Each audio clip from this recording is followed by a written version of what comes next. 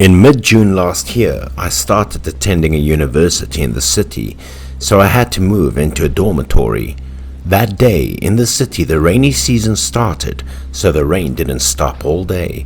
I had to carry my luggage alone in the cold rain. As I was walking past the flowers in the schoolyard, I accidentally stepped on a black umbrella. At that time, I wanted to find the owner of this umbrella, but I couldn't find anyone around. So I decided to bring this umbrella to the dormitory and wait for the rain to stop and try to find the owner of the umbrella later. But when I got to the dorm, I had to rush to change my wet clothes and prepare a place to sleep. Meanwhile, I hung this umbrella on the top and I completely forgot about its existence. After that, I started meeting my roommates and getting to know them, and then went to the class for the first lesson. After a long day, I studied until late at night. When I was tired, I went to bed. Before I slept, I tried to change my rain-soaked clothes quickly and went to the bathroom to wash. After I finished washing clothes and returned to my room, I accidentally discovered that in the hallway of my room there was a faint black shadow. I thought someone was drying clothes, so I went out to have a look, but when I got there, no one was there. I tried looking around, but honestly, I was alone in the hallway. That made me a bit confused. Then I looked up at the black umbrella and thought to myself that I would return it the next morning. After that, I dried my clothes, went back to my bed and slept until the next morning. Early in the morning, my friends woke me up and they found out that I had a high fever. Because my roommate was worried about my health, she said she would ask for permission to let me take a leave and notify the administrator. After that, I decided to lock myself in my room and thought that it must be because of the rain yesterday that I caught a cold like this. While my friends went to their first lessons in class, I was lying on the bed and sleeping. But after a while, I heard footsteps echoing in my room. I could feel someone walking into my room and then across my bed and out onto the balcony where I hung my clothes. Then this mysterious person came in and stood beside my bed. She stared at me. I was startled and quickly turned around to see who it was, but I panicked when I saw a young man with a wet body standing next to the bed. In his hand, that young man was holding a black umbrella that I picked up in the flower bush. But the scariest thing at the time was the bloody disfigured face of the angry young man looking at me with fear.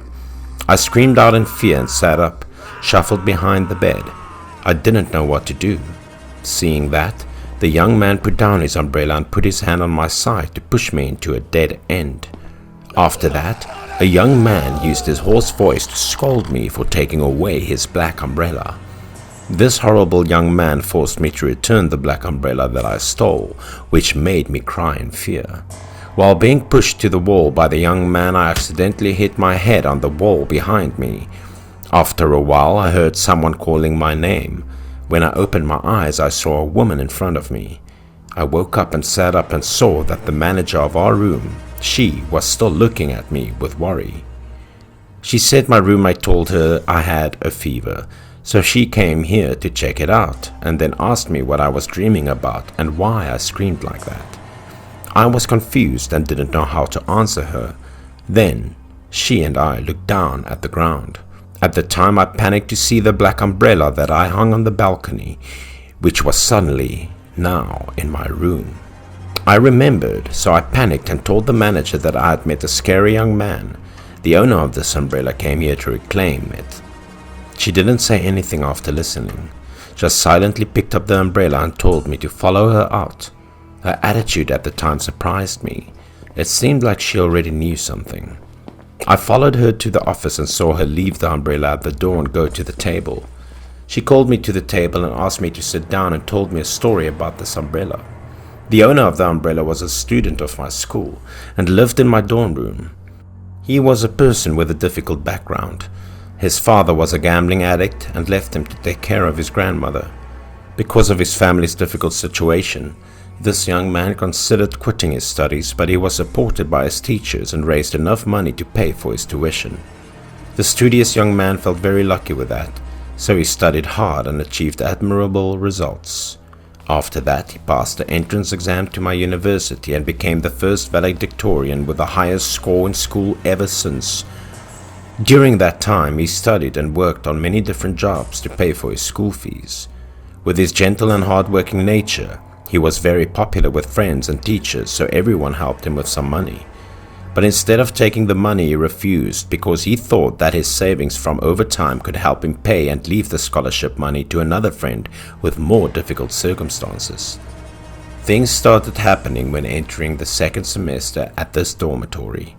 At the time, his father somehow found the dormitory and came here to find him in a miserable state. This man begged him to give him some food because he loved his father so much. The young man couldn't send him away. After that, he went down to the canteen and bought his father some food and brought it up to his room to eat. But when he returned to his room, he found his father had disappeared without leaving a message. After that, the young man looked over his desk and saw that the tuition money he had worked so hard to save was gone. Knowing who the thief was, he and the school called the police. However, with the little information provided, it was difficult for the police to catch his father. His roommate at the time also said that they had some valuables taken away, but no one blamed them. Not only that, after the incident happened, his roommates continuously comforted and tried to help him through this difficult time. But unexpectedly, this became a shock to the young man. That made him taciturn, quiet, and did not want to meet anyone.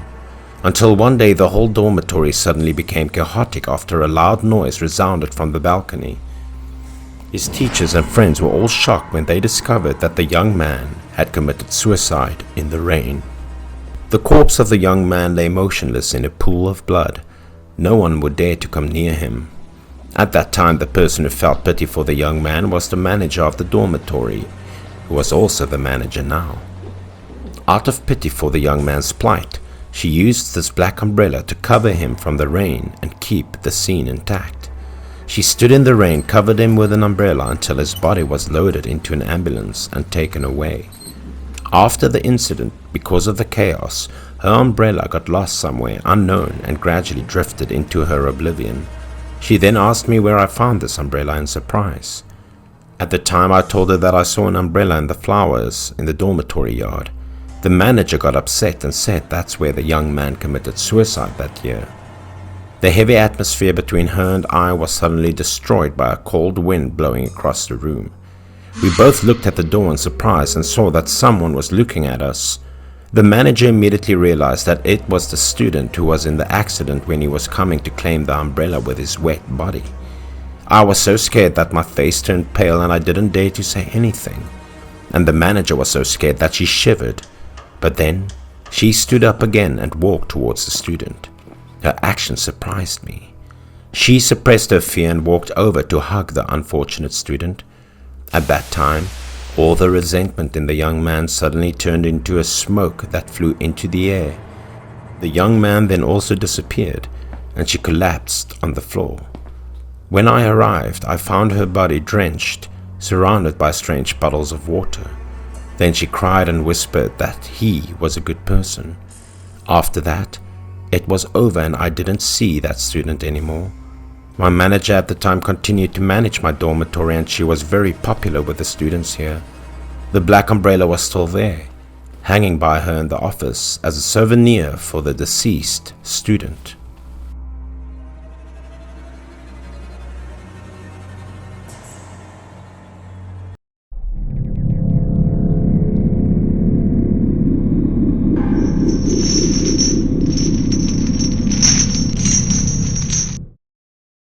It happened many years ago when I was only 10 years old, but because I witnessed things I shouldn't have seen, it haunted me to the point where I would never forget it.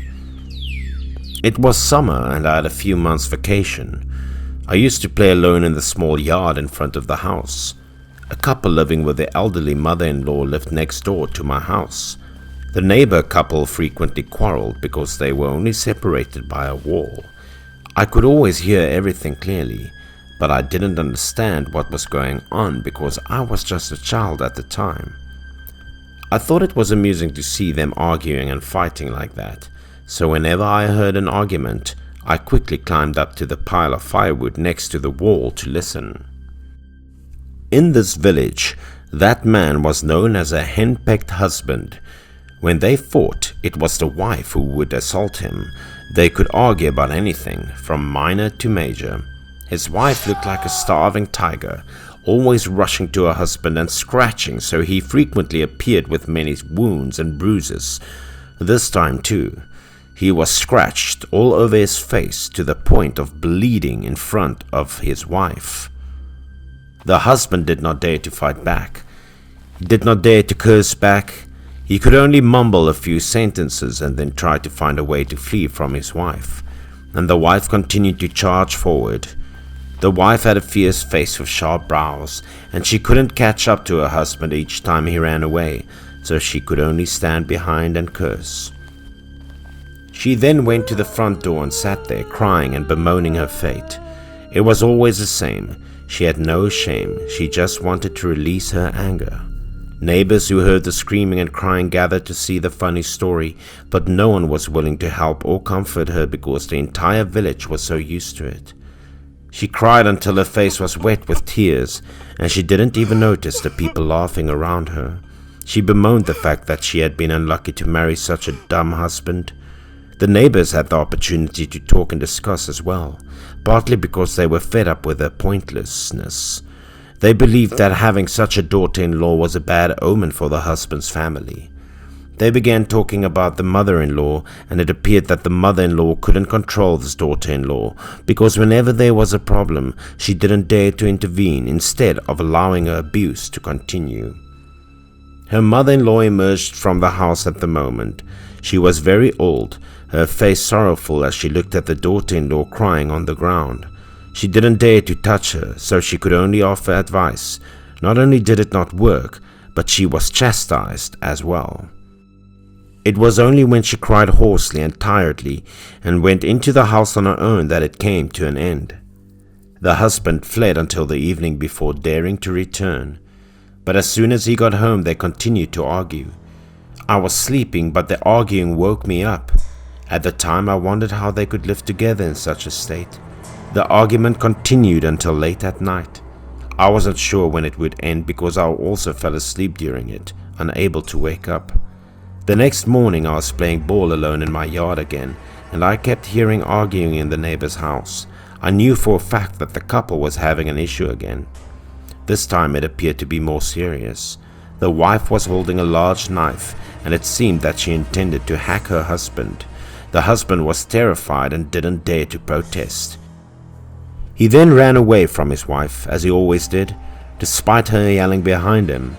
I still wondered why he didn't have the courage to talk to his wife once to clear things up. It wasn't good to hide like that all the time. She gripped the knife tightly, tears in her eyes, and threatened to kill the entire family. I'd seen them argue before, but this time it was terrifying. I didn't hear their argument that night. Perhaps the husband didn't dare to come home. My mother rushed in from outside the next morning during breakfast to inform my father of some serious news. My mother told me that the wife hanged herself in the house, and when my father heard this, he was astounded. Because the two families were usually very close to each other, when we heard the news, my parents also rushed over there to assess the situation and offer assistance. When I heard about it, I ran after them as well. As a child, I couldn't imagine what it was like to hang to death, so I was eager to take a look. I pushed my way through the throngs outside the door and entered the courtyard, but as soon as I saw it, I was paralyzed with fear. My limbs were drenched in cold sweat and motionless, and I was so terrified that I couldn't move. My eyes kept staring at it. This was the first time I had seen a horrifying scene like this, and I started to regret coming there out of curiosity. A few neighbors were assisting in the removal of her body. Her eyes were rolled up, her mouth wide open, her face pale, and her limbs white. Her dead body hanging from the ceiling. Why did she commit suicide? Her husband wasn't at home at that time. It seemed that he didn't return home all night. When he learned that his wife had been hanged, he returned and went to a burial team to bury his wife's body as soon as possible. According to the burier, the deceased should stay in the house for 3 days before being buried to avoid bad luck, which was an old tradition. But the husband was unconcerned about these traditions. He simply wanted to bury his wife as soon as possible. The burial team also carried the coffin to the village's cemetery quickly because they had been paid and because the tenant had requested it. On the way, the carriers were startled by a noise in the coffin, which sounded like the wife trying to knock on the coffin. When one of the group members heard it clearly, he panicked and told everyone to place the coffin on the ground to assess the situation before moving on. The four of them put down the coffin and stood dumbfounded, hoping to hear the knocking again, but it seemed to have stopped.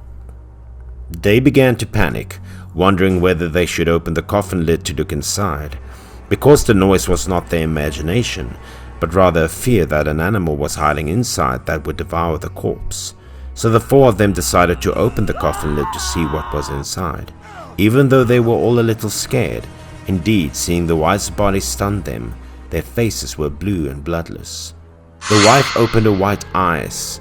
Her mouth was open and stretched her arms forward as if she wanted to strangle someone. She looked very resentful, like she couldn't die in peace. One of the group's most experienced members panicked and hastily asked someone to go to the village and find a heavy object made of silver or steel, but it had to be brought quickly or bad luck would occur. The husband was following them and saw the scene.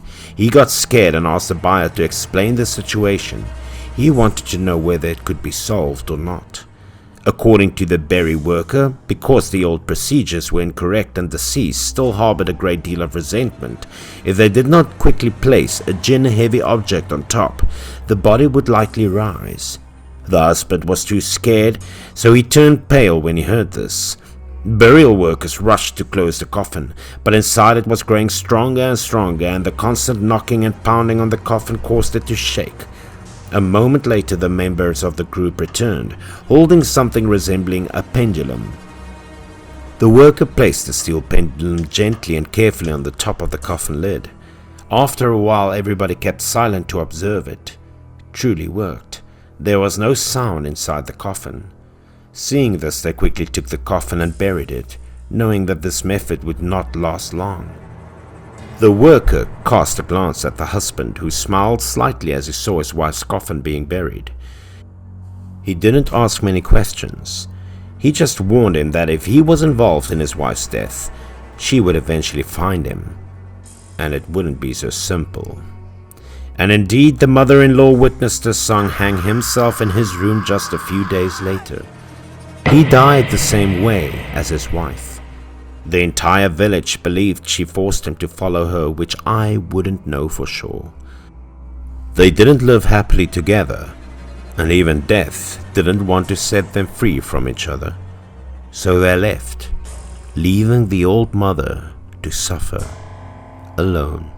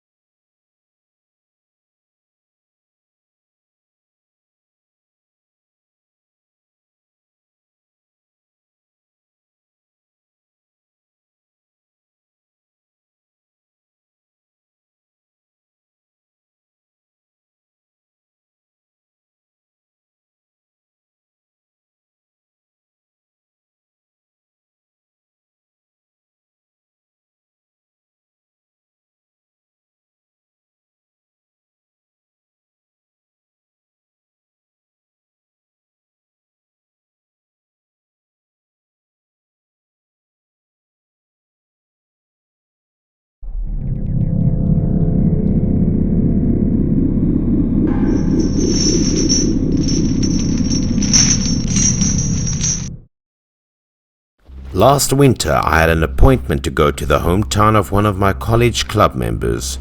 That night, we went to his village skating rink to try this new sport. The three of us tried ice skating together to see who had finished the first. Near the finish line, everyone tried their best to speed up to show their bravery and win for themselves. In the end, I was the runner-up and my friend in the group came first, while the host came in last. We both rested and talked happily, but we had no idea what was going to happen. Just a moment later, my best friend suddenly stood up and walked forward with a dazed attitude. We tried to call him, but he refused to turn back and just went straight to a certain point. He passed through people skating in front of him, towards the pine forest nearby. After a while, he tripped over a large ice hole and immediately fell into it. The two of us stood far away and saw the scene. We panicked and shouted to get everyone's attention and help. Immediately, the people around also rushed over and gave us a hand to save our friend. At this time, my friend's whole body was cold and heavy. It took 2 strong men to carry him to safety. His whole body was shaking. Fortunately, he still survived, but there was still something very panicky, he felt. We quickly dressed him up and took him home. After a while, he regained his composure and said that he didn't accidentally fall down. Then he told us the whole story, the reason why we went to that cold water hole and fell down like that. He said that, at the time, he saw in his eyes that he was trying his best to catch up with the two of us in front. Right at that moment, he saw a shadow passing by his side in a very strange way which attracted his attention. My friend turned to see in the cold, faint ice. He saw a boy about 15 years old with a thin body looking at my friend and smiling. My friend didn't think too much. He just felt that the boy was a bit strange in such cold weather. The boy wasn't dressed up properly. But in that moment, my friend was hypnotized. He lost his mind and didn't know anything anymore. After that, my friend just followed behind the boy. He didn't know that the strange boy was swimming in the cold water below the ice. At the waterhole where the incident happened, that strange boy was below and called my friend's name. That made my friend look like an idiot with his feet on the surface of the hole. Immediately, my friend was awakened by the cold water, but everything turned out to be more terrifying than he could ever imagine. In front of him now, there was no longer the boy he saw, but instead a dead corpse with both eyes falling out. This made the two of us feel both worried and scared after seeing this incident. We didn't know what horror stories would happen after this. That night, we went out to sleep. The whole family of the friend in the accident also began to gather to discuss how to solve this horror story. It seemed that after hearing the story and the location of the accident, his family members were extremely worried. That night, while everyone was discussing, my friend chose a corner of the house to sit and start saying very strange things. He started saying reproaches to his loved ones, recounting stories from his father's youth in a voice filled with disappointment. When his father heard it, he was immediately scared, got up and walked towards his place. His whole body was shaking. But my friend kept muttering strange words. He spoke in a completely different voice from usual and recounted the story that his parents had been lent money by a relative to repair the house in great detail. The stories he had told his parents were all stories that had happened to 2 people at the time when he wasn't even born.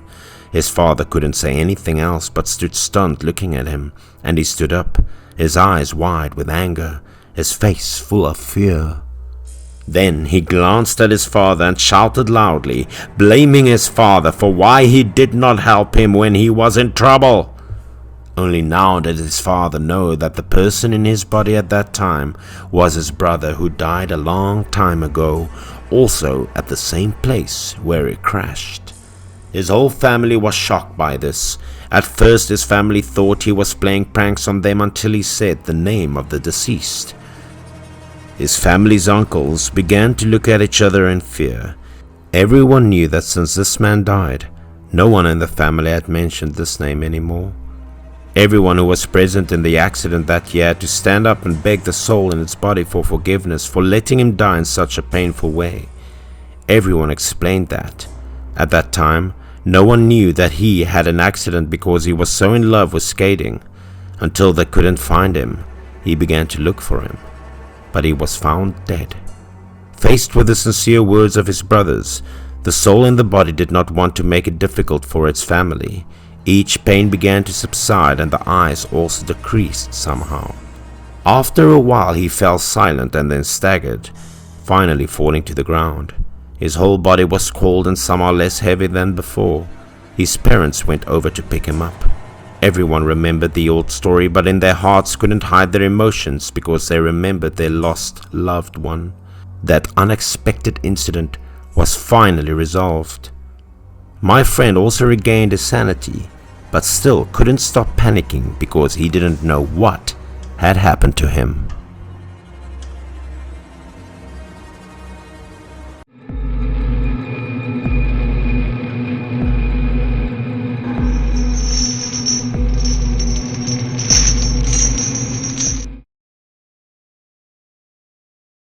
This happened when I was about 10 years old and living in my old hometown, a small village.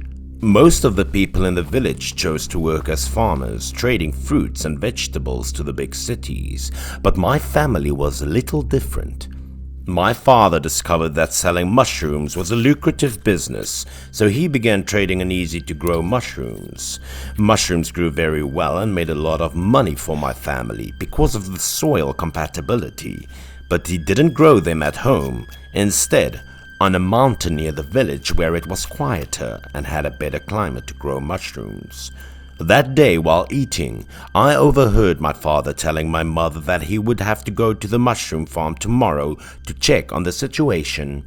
I was curious and wanted to go there to see what it was like to grow mushrooms, but my mother stopped me. My father, on the other hand, was interested because I had begun to care about the family business, so he agreed to let me come with him tomorrow, despite my mother's persistent nagging.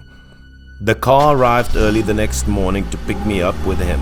It was a small truck owned by a villager who worked as a hired driver. My mom came out to see me and my father off. She saw us got into the truck, while she continued to remind me to follow my father and never deviate from this path. Because it was a truck, there were no passenger seats, so my father and I sat in the back of the truck. Seeing how worried I was, my father reassured me that everything would be fine. He'd just go up there for a bit and then return home. The truck just kept going forward, leaving a cloud of black smoke behind. I fell asleep 2 or 3 times, but still, we hadn't arrived every time I awoke. My father said it took more than an hour. I also wonder why it took so long to go to the edge of the village. My father explained that the truck couldn't go fast because the road was very difficult and the ground was full of rocks. At this point, I noticed that instead of houses, I was seeing craggy cliffs and tall grasses because no one had cleaned them in a long time. The truck couldn't go fast because one side of the road was a deep abyss and the other was a cliff. But it was okay because we would arrive after more than 10 minutes. My father told the driver what time to come back to pick us up and then said goodbye to him.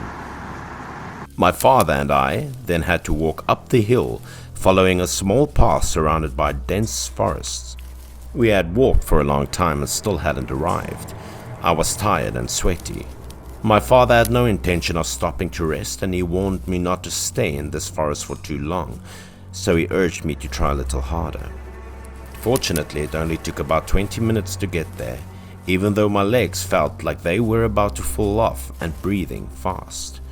Then I noticed a small house with numerous mushroom-growing mounds in front of it. Inside there was an old man. He poured water for my father and me to drink, and my father immediately discussed something important with him. It appeared to be related to the sale and export of the mushrooms to the other regions, but due to some difficulties, they discussed it tensely. I was thirsty and drank a full glass of water while my father was continuing to converse with the old man. I was too young at the time to understand what the two of them were talking about. I was just sitting still and a little bored. This place wasn't so entertaining as I expected. After that, I felt the need to urinate, so I asked the old man where the toilet was, but he said it didn't exist and that I could go to the yard and go whenever I wanted. So I dashed out the door to deal with it. My father and the man were still engrossed in their conversation, not paying attention to me leaving. I was pulling up my pants after I finished when I noticed a large white rabbit in front of me. The rabbit noticed me and dashed into the woods. I was bored, so when I saw the rabbit I chased it for fun, not remembering my mother's advice before leaving. The rabbit kept running faster while I was trying my best to catch up. I couldn't keep up with it until it reached the fence that separated the mushroom growing area from the forest. At the time, I was hesitant to go further because it appeared to be a little dark in front of me, but the rabbit seemed to want me to play with it, and when I stopped, it also stopped and turned to look at me as if waiting for me. I jumped over the fence, no longer worried, and went straight into the forest ahead, engrossed in chasing the white rabbit without knowing where it was leading me to. After a while of running, I came to a T-junction and the rabbit vanished without a trace, leaving me perplexed. Then I slowly walked back, looking around for the white rabbit. But no matter how hard I tried, I couldn't see it. How could it go away so fast? I'd seen it ahead of me and then it vanished just like that. I was walking around looking for it when something touched my forehead from above, as if it were hanging down from a tree. I panicked when I looked up because that thing was a body. It was hanging down in front of me and my forehead had touched the feet of the body. I couldn't move my legs and couldn't even scream. I could just stare at the body hanging from a tree branch above my head and panic. This was my first time seeing the scene and it freaked me out. I would never forget what I'd just seen. His face was gray and decomposing. Insects were eating his face. I quickly gathered my courage and turned to flee. But as soon as I turned around, my eyes were met with something even more horrifying. When I was chasing the white rabbit, I didn't see this at all. It was a series of bodies hanging from the trees. I guessed more than 5 people had committed suicide here. I wasn't sure if there were any other bodies in the forest. But I didn't have time to think about it because the panic made me freeze. My legs couldn't move. I thought my heart could jump out of my chest. My eyes darkened and I passed out without realizing it. I couldn't remember what happened after that. All I remembered was hearing my father's voice in my ear when I woke up. It appeared they found me and brought me home. The old man and my dad both knew what was going on. They just didn't know how I got into that place, because the area was deep inside and the road was difficult to go to because of the many turns. I inquired about the bodies, but the old man and my father did not want me to know about them, most likely because I was too young to understand these matters. The two of them simply asked me to rest for a while and then return home. After a while, when I became older, I heard people in the village talking about those bodies. Apparently they were hired workers for a large company in the area, but were exploited to the extreme.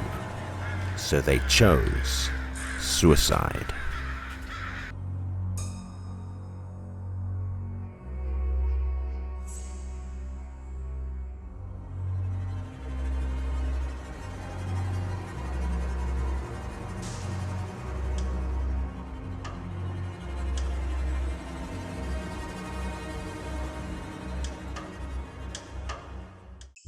The story I was told happened a long time ago.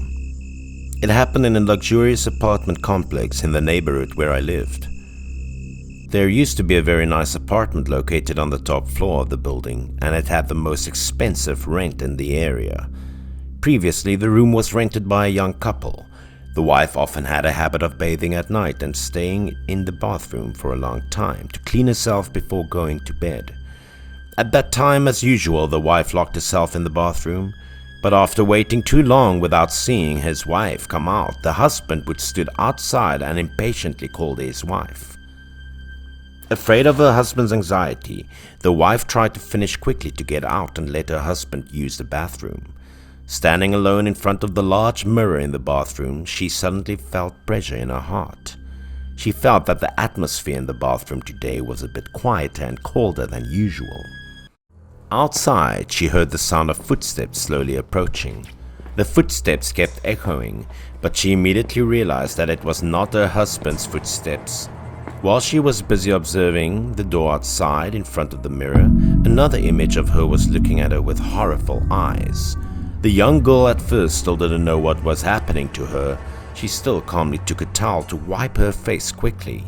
But it was also at that moment when her eyes involuntarily glanced at the large mirror opposite her. She saw the reflection in the mirror that was a bit different from herself, which surprised her. She hadn't been able to determine if what she saw was an illusion or not when suddenly the person in the mirror glanced up at her and gave her a devilish smile. When the wife saw it, she panicked and screamed. Her feet quickly stepped back, her face became very pale.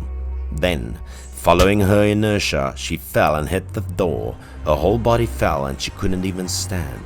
She once again looked in the mirror to check, but the woman in the mirror had disappeared as if nothing had happened.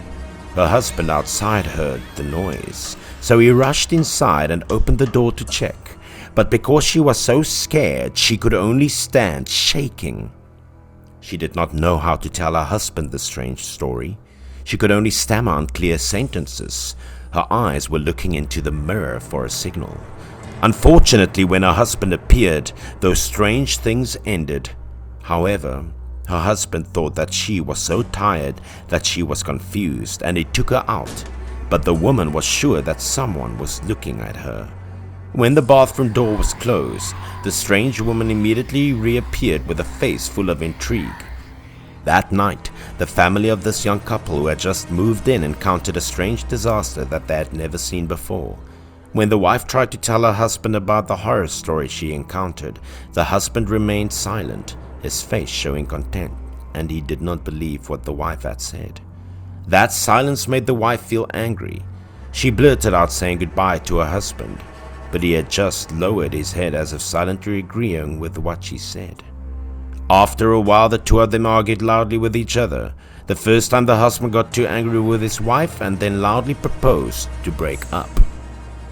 After he finished speaking, he quietly walked out, while the wife looked at her husband silently, feeling that there was something very disappointing in her heart.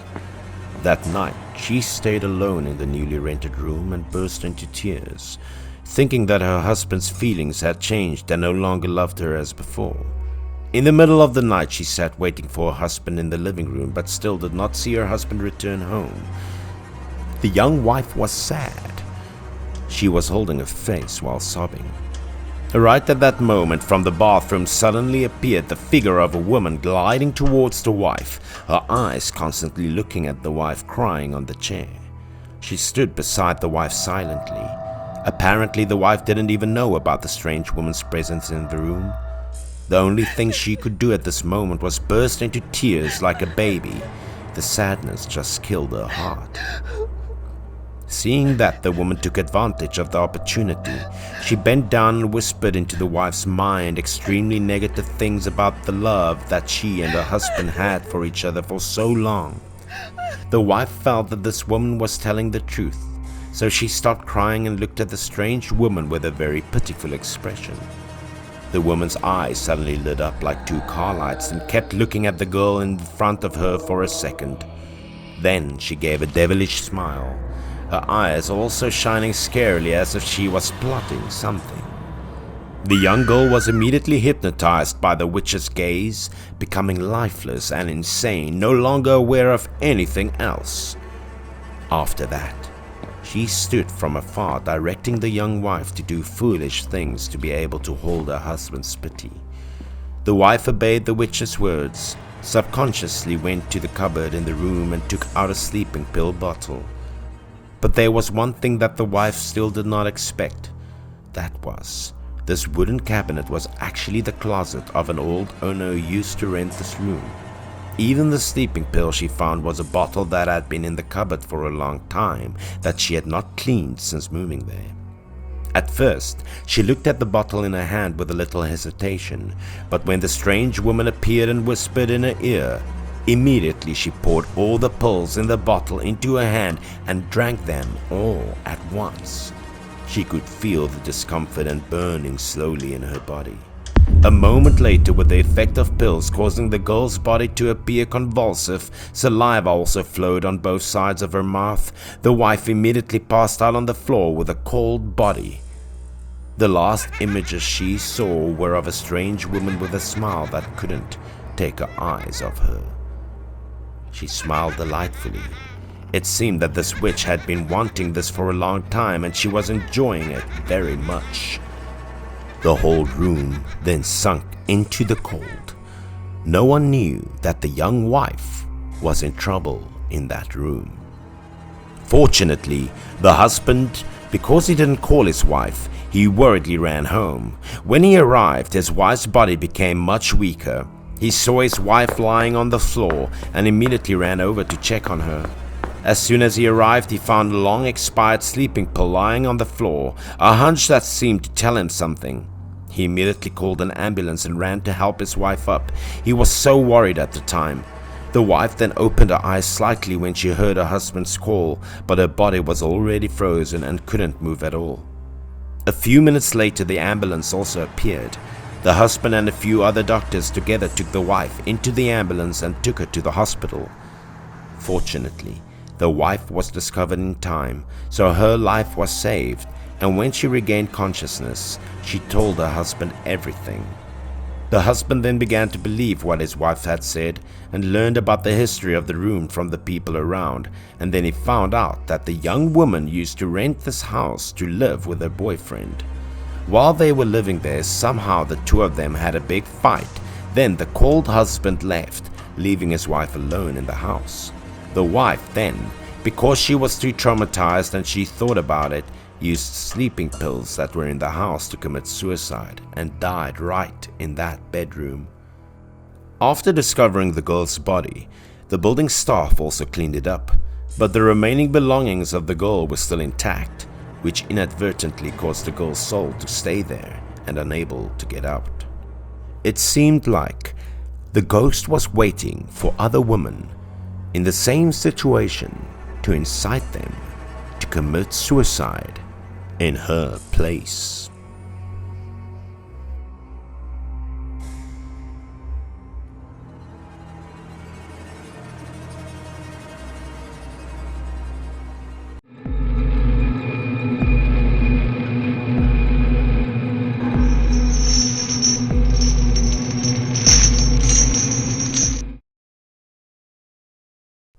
A few years ago, when I was a senior in high school, my school organized a one-night picnic in a rural area quite far from the city.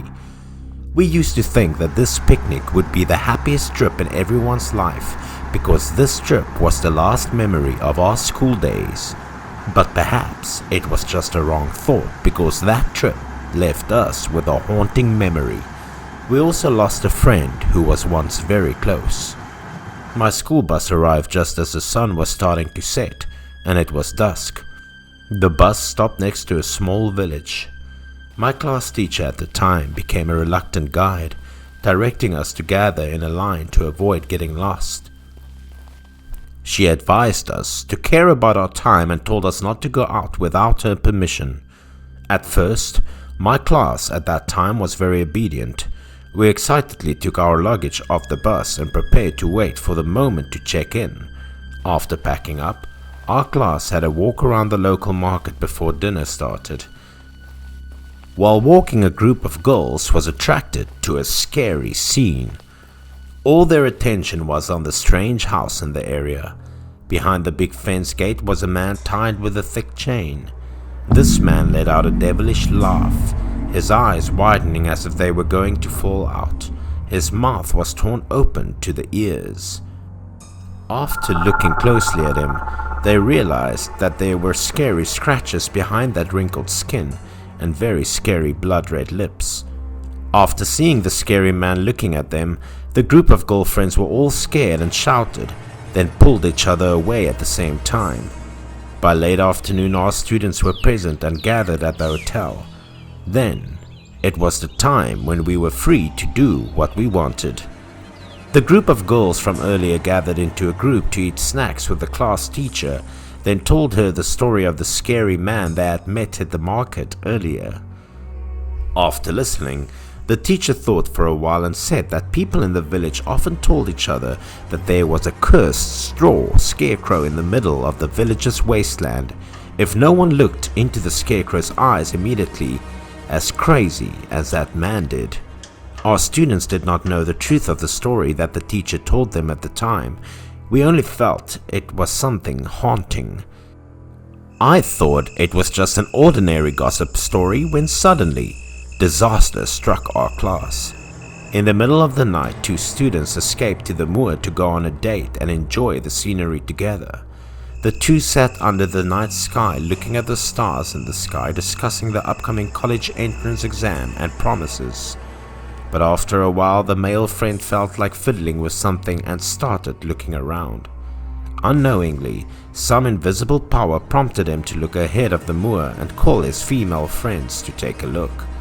The 2 discovered a very large straw scarecrow standing in the middle of the field. The straw scarecrow kept swaying in the wind, like some invisible magic calling for the male friend's attention. The female friend suddenly remembered the class teacher's story before and felt a little uneasy. But in contrast to the female friend, the male friend was extremely excited. He took his girlfriend's hand and asked her to run with him to the scarecrow's place. But the female friend was too obsessed with the story the teacher told earlier and didn't know if the wasteland the teacher was talking about was here or not. So the female friend still didn't dare to go with the male friend to the scarecrow's place. As a result, the male friend thought his girlfriend was a coward and decided to go to the scarecrow alone to prove his bravery. Although the girlfriend in the back kept calling and advising the male friend to come back, in a moment she saw him walking to the middle of the field, passing through the rice field. After that, the male friend walked in front of the straw scarecrow. He planned to bring the straw scarecrow to his girlfriend's place on his own. It wasn't until he came face to face with the straw scarecrow that he realized that it was no ordinary straw scarecrow. Somehow the scarecrow's eyes were red like blood. By some magic power, its whole body moved and let out crazy laughter. When the student saw the scene, he was so scared that his face was pale, his mouth was speechless, and he couldn't utter any more words. Until the student knew he had encountered something evil, he shouted and ran for his life. He ran to his girlfriend and told her to run back to the hotel quickly, much to her surprise. He didn't bother to explain anything more. He just grabbed the female student's hand and pulled her quickly back to the hotel. In the final moments, the female student also turned to look at the strange straw scarecrow, clearly feeling it was glowing and chasing the 2.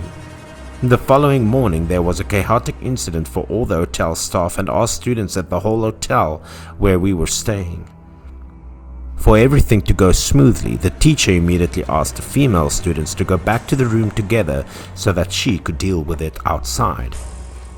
But not long after we returned to the room, there was a scream of fear from the class teacher outside the hallway.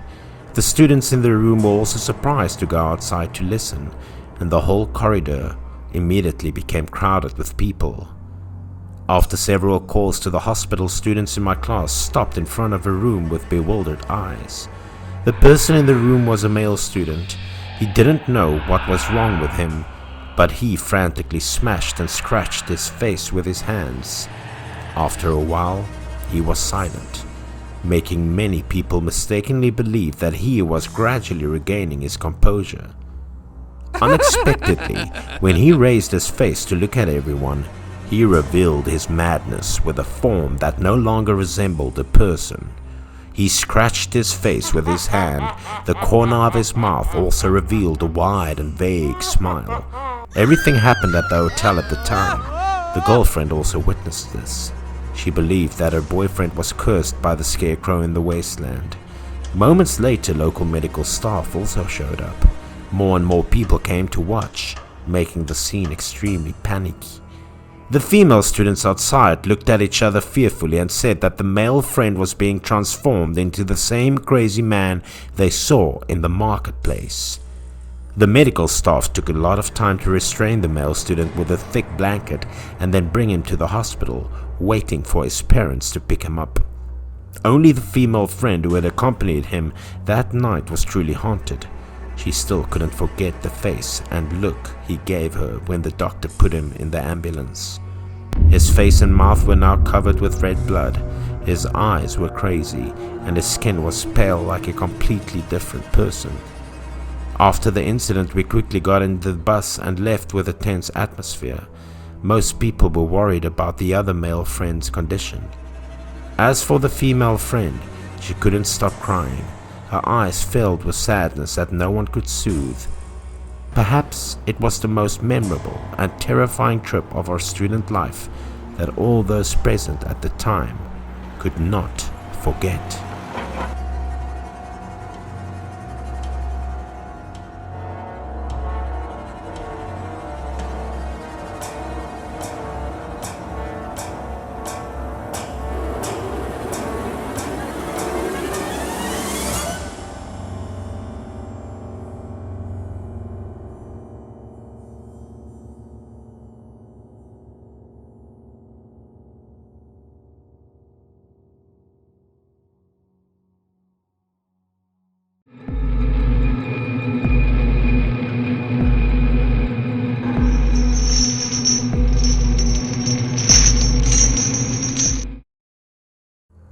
This story was a case that happened in my hometown in 2013, which made my whole village shake. Early that morning, people in the area discovered the body of a young girl floating in the sea, so they hurriedly called the police immediately. When the police came to investigate, the girl had been dead for many days. Her whole body was swollen with water, but her face clearly showed shock and panic. The face of the victim made many people in the village haunted for a long time. Everyone guessed that this unfortunate girl had encountered something terrible before the accident. The police immediately arrived, performed an autopsy, and began contacting the victim's next of kin. Not long after reporting about the girl, an elderly couple immediately appeared from afar, rushing over with a look of both panic and pain. The two quickly approached the corpse, knelt on the ground, and burst into tears with a very heartbreaking look. They also called the victim their daughter. Those present at the crime scene at the time were all touched by the scene and simultaneously sighed heavily. Both the elderly couple were the only ones who dared to touch the girl except for the police. But when the father touched his daughter's hand, immediately a strange phenomenon occurred. The abdomen of the body suddenly made a sound like boiling water, and the victim's mouth suddenly spewed black, foul-smelling water into her father's face. The dirty water on the older man's face made the people around him feel a little disgusted. But after the water was shot out of the girl's body, the swollen abdomen also began to shrink. Since then, the strange phenomenon has not yet been seen by the police and the people, so it was a bit difficult to understand, especially the new young police officer who was handling this case. During that day, the young policeman didn't say too much. His mind was only focused on the young girl's death and wanted to know the exact cause. Some people in the area said that this young girl was the youngest daughter of the older couple. For a long time, the girl did not get along with her parents and only got into an accident after a quarrel with her parents and drowned. But the theories about the girl's drowning did indeed make the young policeman feel a bit absurd. While waiting for the final results of the investigation, he could not come to any further conclusions. But one day, an invisible power appeared and urged them to solve the case once and for all at all costs. Since the day the young girl's body was brought to the police station for autopsy, the victim's father seemed to be at the police station all the time. The policeman didn't know what the older man came here for, but every time he met the doctor who performed the autopsy to discuss it. The last time the policeman met this older man was one morning at the police station's investigation room, which was used for autopsies. After discussing with the doctor in charge, The old man bowed his head and left sadly, without staying any longer. Then the older man quietly passed by the policemen who were on duty to investigate this case, including the young policeman. The young policeman also wanted to start a conversation with the victim's father, but when he looked up at the older man's face, he suddenly stopped. Within a short period, he saw that the older man's face was covered with terrifying pimples, many sores that looked like they were infected. Not stopping there, the older man's body also began to appear with very strange fishy odors that the police could not explain. The older man passed the policeman, his eyes only slightly raised to look at the policeman, then he sadly lowered his face and went out without asking the policeman anything related to his daughter's case. Looking at the older man's gaunt face, the young policeman initially thought that this man was so heartbroken about his daughter's death that he had become like this. But when he saw the older man quietly go home without asking him about the investigation, the policeman suddenly had some doubts in his heart. He decided to go back and ask the doctors who had been in contact with the man to ask about the situation.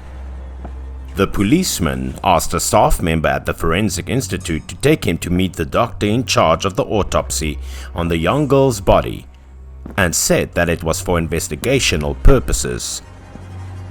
He was immediately taken to see the elderly doctor in charge of examining the body of the girl and to ask about the case for details. The first thing he mentioned was that the victim's father appeared at the investigation agency. This doctor also honestly recounted that this older man went to see a forensic doctor every day to negotiate the handover of his daughter's body for burial without having to do an autopsy. This inadvertently aroused suspicion in the young policeman's heart and also partly confirmed that what he was thinking was true. After that, the doctor said that he would tell the young policeman about his incomprehensibility during his time in contact with the old man. According to the doctor, this older man seemed to be suffering from a serious disease that caused the skin to appear with scary pimples and sores. But what made this forensic doctor feel strange was that the fishy smell of corpses was clinging to that man's body. This could prove that the other girl was carrying some injustice in her. Hearing this, the young policeman also felt suspicious, like she was unjustly for her death, or just wanted to point out the older man as the killer and the girl close to cling to the older man. When the young policeman heard that, he immediately made his final decision, firmly affirming that it was the girl's father who caused her death. It seemed that the conversion between the policeman and the forensic doctor accidentally let the victim's father overhear it. The older man hurriedly looked at the officers in the investigation institute and quickly went out. Seeing that, the young policeman promptly called the man over to ask questions and arrest him at the police station for questioning about the case. The father finally had to confess all his actions because he couldn't stand the nightmares that his daughter brought. At the police station, the father confessed that he was the one who killed his daughter and staged the drowning. For fear of being discovered, he went to the medical examiner to ask not to do an autopsy on his daughter's body. What caused him to kill his daughter, this man refused to disclose to the police, but only sincerely confessed the whole process of his crime. According to this man, on the day of the incident, he and his daughter had a conflict. He accidentally pushed his daughter down, causing her to die without knowing anything.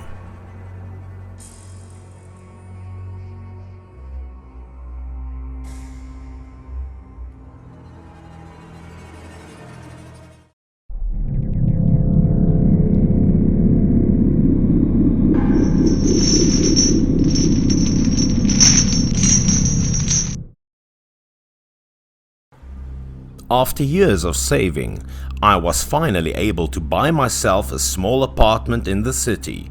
This place was very crowded and life here was quite busy, but that was okay because all my efforts were all rewarded.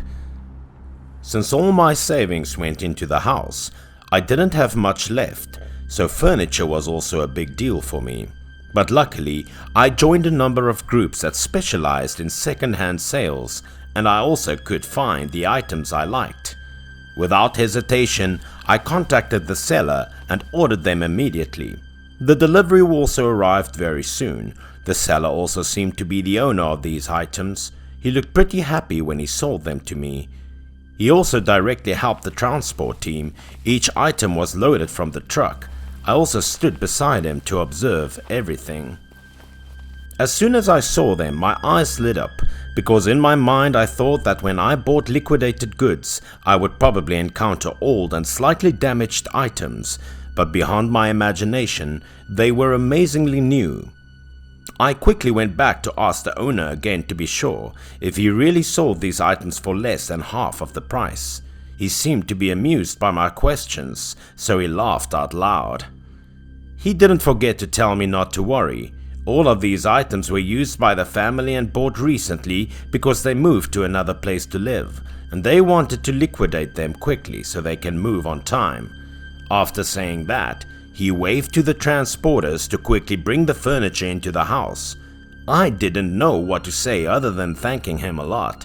If it weren't for him, I would have to find friends to borrow money from temporarily to buy furniture. In turn, large items were also carried inside, including tables and chairs, beds and decorations for the room. After everything was moved into the house, they also left and I started to clean my house.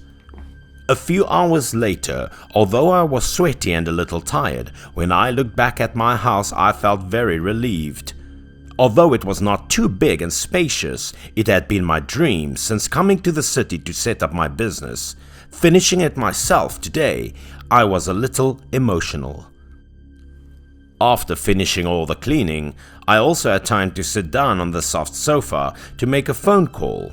I planned to send a message to thank the owner for selling me the furniture again, but after joining the group to find him, I was a bit surprised, because I was kicked out of that second-hand group.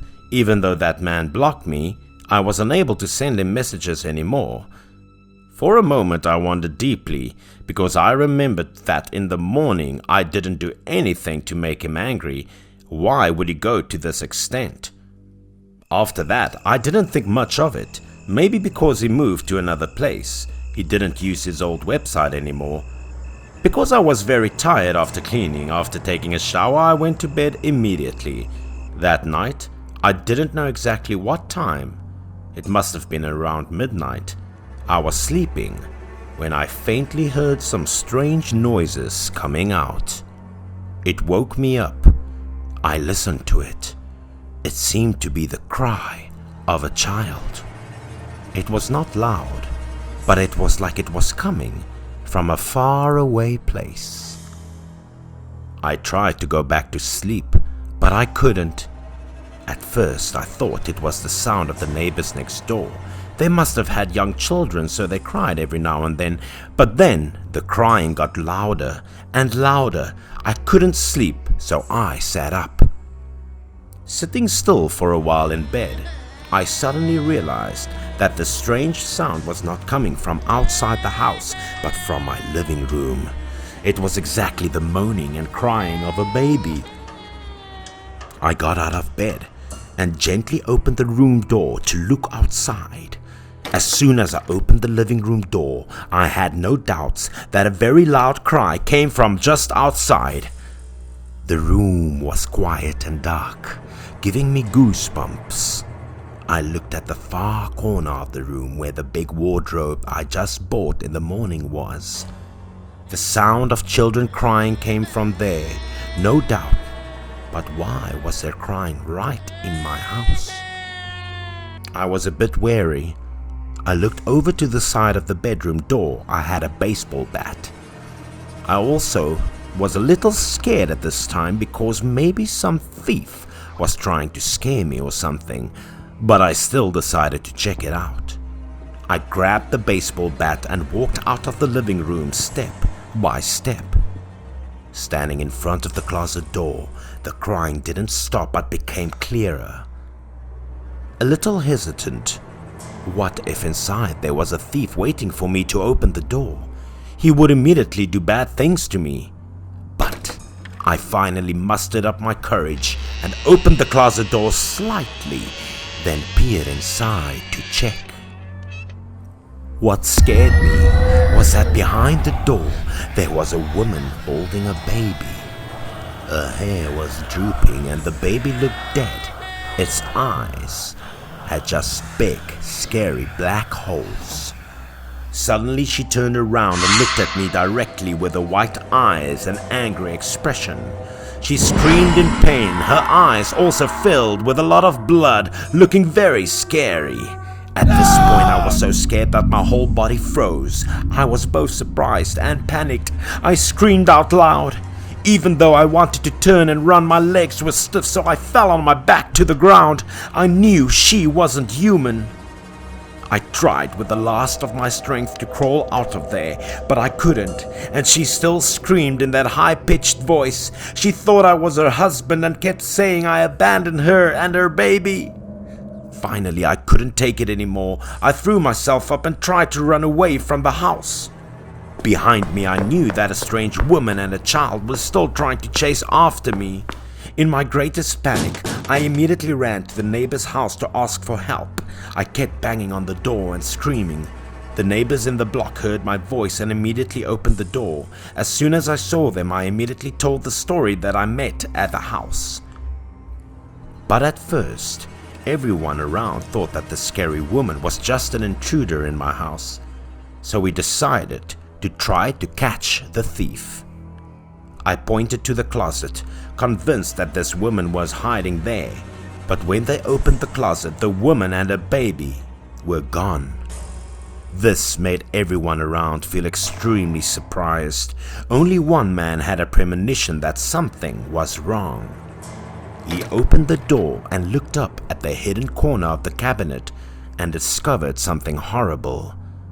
It was a red talisman that had been glued to the corner of the cabinet where no one noticed, and that was the cause of everything. We immediately took off the red talisman. He started to be panicked. No one seemed to believe their eyes. When the talisman was removed, it revealed the long black hair wrapped inside. Many people told me that this was a talisman and a spell used to imprison the soul of a person who died unjustly. I listened to the advice of my neighbors, immediately brought this red talisman and burned it to ashes, and then disposed of the wooden cabinet. I smashed the cabinet to pieces and threw it outside, then bought myself a new one. Since then, I never saw the scary woman ever again.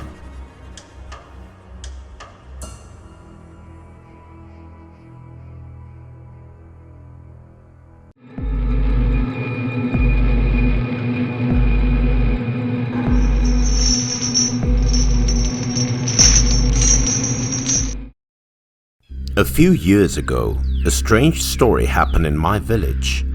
At that time, it was the season of high water, and most people did not dare to go by boat alone to the middle of the river for fear of being swept away by the water. Only one man in the village voluntarily drove his boat away and disappeared for many days. Police and rescue forces heard the news and quickly arrived, gathering on one side of the bank to find the missing man. But days had passed and the rescuers and locals could not find any trace of the man. All hope seemed to be lost. The lifeboats of the rescue team were parked all over the river. Drivers were busy searching in the hope of finding the person in distress. The victim's wife and children were also present at the scene. Everyone was worried and thinking about the worst-case scenario. Despite searching for many days with many different search methods, the man's whereabouts have not yielded any other result. The man's wife and children were in so much pain that they cried and swelled their eyes, but everyone was hoping that a miracle would happen. At the end of the day, the rescue team drove a canoe ashore to a port with the same sad expression as the first day of the search. No trace of the man was found. The rescue team thought the man was swept into the ocean by the water, so his body could not be found. When the wife heard that, she collapsed and burst into tears, making the already tense scene even more painful and sorrowful. Suddenly, a person quietly approached from afar, carrying a large bag full of incense and other ritual objects. People in the village realized that she was a blind older woman living alone, working as a fortune teller in her town. She quietly brought the offerings to the shore and prepared to begin her work. The police and the rescue team saw her gradually heading to the shore. Everyone was worried and advised her to stop because they were afraid she would slip and fall into the swirling whirlpool. But she was already familiar with the way here, so when she just reached the edge of the cliff, she sat down, surprising many people. The police stood around her, attentively watching every action she was doing. Her whole body exuded a certain mystery that made people see extremely curious. The older woman gently took out a large bundle of incense and began to light it up. The incense smoke quickly rose high and gave off an enchanting fragrance. The policeman standing on the shore looked at her. Everyone was surprised and confused, not knowing what the older woman's purpose was. But no matter who was surprised or kept asking for her, she sat still with her eyes closed, her mouth mumbling, reciting the incantation, not bothered by anyone. After her bundle of incense burned, she took out a stack of paper and rolled it up, then continued to light it. Then she let the paper burn freely on the ground, forming a small spot just enough for her to burn the votive paper.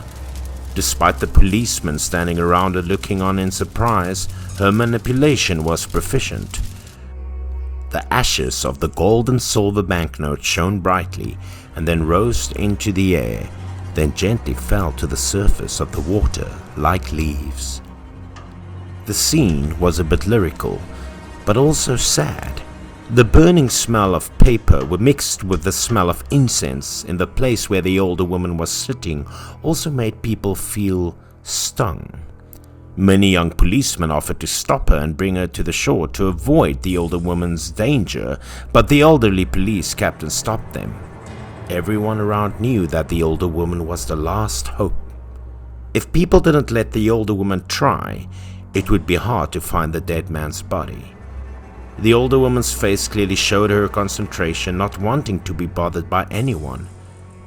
When there was a slight sharpness on the older woman's face, it was also the time when the white smoke in the air changed, gradually appearing with a human face and a strange, scary look.